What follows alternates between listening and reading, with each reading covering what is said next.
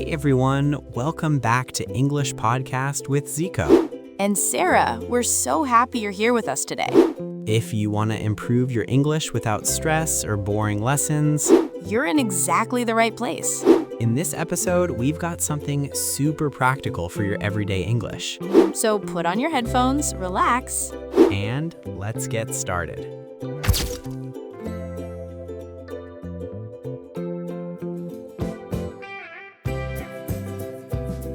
This episode is part of our self-improvement series, where you improve your English while improving your life. So today we've got a really interesting topic.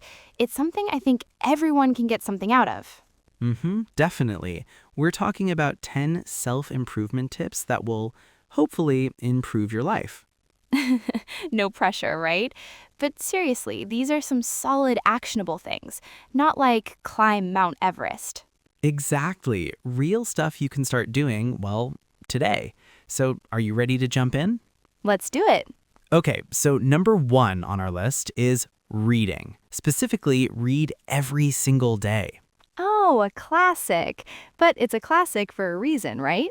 Totally. It doesn't have to be like a whole novel. It could be an article, a chapter of a book, even just a few pages. The idea is just consistency. Right. And it's not just about learning new things. It's like a workout for your brain. It expands your vocabulary, improves focus, and it's a great way to unwind. I mean, instead of scrolling on your phone before bed. That's the big one for me. Putting the phone away and picking up a book. It's hard, but it makes a huge difference. And it doesn't just have to be nonfiction or self-help books. Reading fiction is incredibly powerful too. It builds empathy by letting you see the world through someone else's eyes. Okay, so moving on to tip number 2, and this one is a bit close to home for our podcast, learn a new language. That's a great point. It's like a mini vacation for your mind, escapism, but in a productive way. You know we had to put that one in. Of course, but it's true. Learning a language, it literally rewires your brain. It improves your memory, your problem-solving skills. And your ability to connect with people from different cultures. I mean, that's a huge part of why we do this podcast. It opens up the world. Exactly. It doesn't mean you have to become fluent overnight. Just, learning a few phrases, using an app for 10 minutes a day. It all counts. All right, tip number 3 is to pick up a new hobby, something that isn't related to your work. Ooh, I love this one. Yeah, it's about having something that's just for you, for fun. I tried learning the guitar last year. I was terrible, absolutely terrible. Were you really?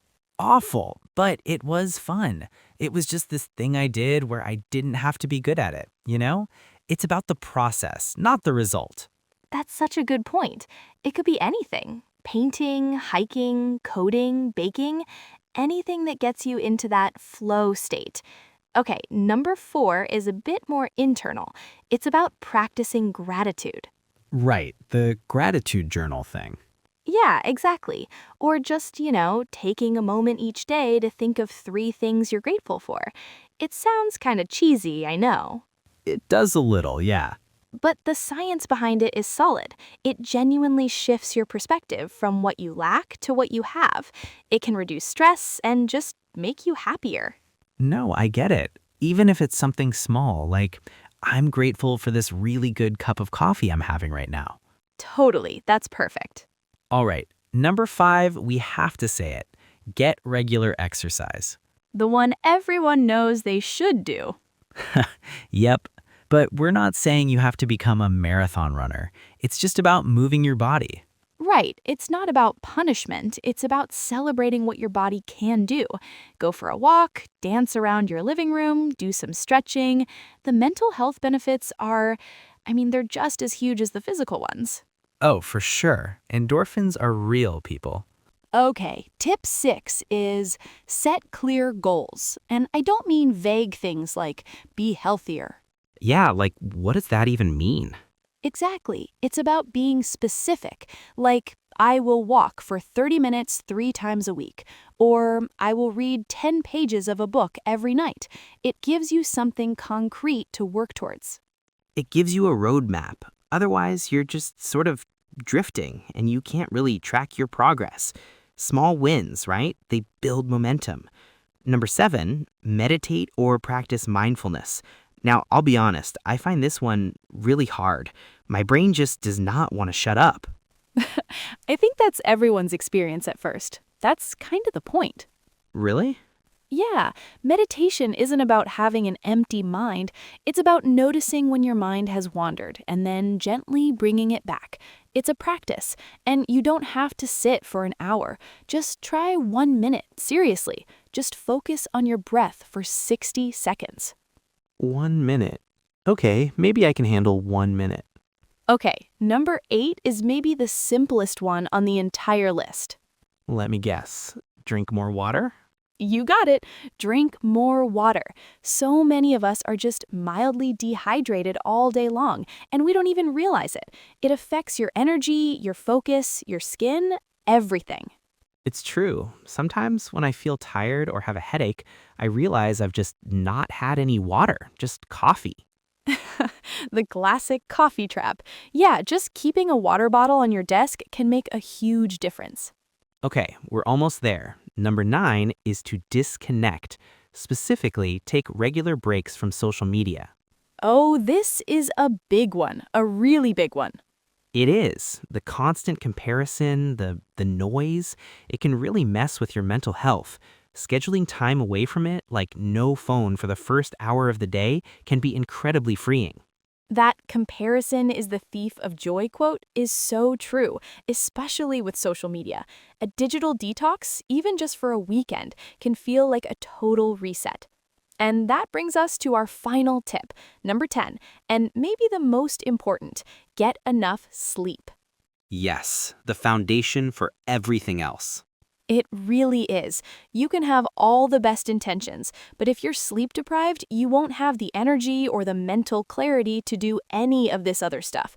It affects your mood, your decisions, your health. Everything. It's not a luxury, it's a biological necessity. It's like you wouldn't try to drive your car without gas, don't try to run your life without sleep. What a perfect analogy. So there you have it, 10 tips for self-improvement. Read, learn a language, get a hobby, practice gratitude. Exercise, set goals, meditate, drink water, disconnect, and sleep. Whew, it sounds like a lot when you list them all out. It does, but you don't have to do them all at once. Just pick one, just one thing to focus on for a while. That's great advice. So what do you all think? Do you have any self-improvement tips that have worked for you? Let us know. We'd love to hear them. We're talking about daily routines. And it's such a fundamental topic for language learners, right? Because you use this vocabulary literally every day. Exactly. It's super practical. We're going to break down the language you can use to talk about your morning, your afternoon, and your evening, from the moment you wake up to the moment you go to sleep. Yep, and we'll try to make it sound natural, how people actually talk, not like a textbook. For sure. So let's just dive right in. Sarah, I have to ask, are you a morning person? Oh, Ziko, no. I am so not a morning person. It's a struggle. The alarm goes off, and I probably hit the snooze button like 3 times minimum. I'm just trying to bargain for 5 more minutes of sleep. 3 times. See, I can't do that. If I hit snooze, I feel even more tired. I'm one of those annoying people who kind of just hops out of bed when the alarm rings. My feet hit the floor and I'm up. Wow, I can't even imagine. No, for me, it's a slow process. I have to drag myself out of bed, stumble to the kitchen, and the first thing I do before anything else is make coffee. The day doesn't start until I've had coffee. Right. The magic bean juice. So you're a coffee first person. Absolutely. And I usually just sit with my coffee for a bit. Maybe scroll through my phone, check some social media, see what happened overnight, just to wake my brain up. I'm not ready for human interaction right away. That makes sense. You need that buffer time to sort of load up for the day. A huge buffer time. Then, once I feel slightly more human, I'll, hop in the shower, get dressed. The usual getting ready stuff. My routine there is pretty quick, actually, maybe 15 minutes total. Okay, that's efficient. Yeah, I've got it down to a science. What about you, since you're so energetic in the morning? Well, I wouldn't say energetic, but I do try to get a head start. I usually wake up around 6:30 and the first thing I do is actually drink a big glass of water. Then I try to get some exercise in. Exercise in the morning? Before work? I feel tired just thinking about it. Yeah, just something small like a 20-minute workout at home or a quick jog if the weather's nice. It really helps me wake up, gets the blood flowing. It clears my head before the day even starts. I get that. My version of clearing my head is just staring at a wall with my coffee. To each their own. After that, I'll shower and have a proper breakfast. I'm a big breakfast person. Cereal, eggs, the whole deal. I can't function on an empty stomach. Oh, I always run out of time for a proper breakfast. It's usually just a piece of toast or a banana as I'm running out the door, or, walking to the next room. Right, the commute. What's your commute like these days? Well, thankfully, my commute is about 10 steps from the kitchen to my home office. One of the perks of working from home. I don't miss sitting in traffic at all. Ugh, I'm so jealous. I still have to head into the office a few days a week, so my commute is about a 30-minute train ride. It's not too bad. I usually listen to podcasts, like this one, hopefully. Of course. So we've already used some great phrases there, like hit the snooze button, which I am an expert at. And drag yourself out of bed. We also mentioned getting ready, which covers everything like showering, brushing your teeth, doing your hair. Right. And you said you get a head start on the day? That's a great idiom. It just means starting early to get an advantage. Exactly. Okay, so we've woken up, we've had our coffee, or in my case, a full 3-course breakfast, Show off. and we've made it to our desks. What does a typical workday look like for you? Okay, so my workday, since I work from home, it requires a lot of self-discipline. The first thing I do is check my emails and my calendar to see what the day looks like. I try to, tackle the most difficult task first. Ah, the eat the frog method. Exactly. Get the worst part over with. Then I can focus on other things. I usually work in focused blocks. Like, I'll set a timer for 90 minutes and just knuckle down. No distractions, no social media, no nothing. That's smart. My office environment is a bit more collaborative, which is a nice way of saying there are more interruptions. I'll be in the zone, and then someone will pop over to my desk to ask a quick question. Right, the quick question that's never quick. I can see that. So you have a lot of meetings. Tons of meetings, especially in the morning, back to back sometimes.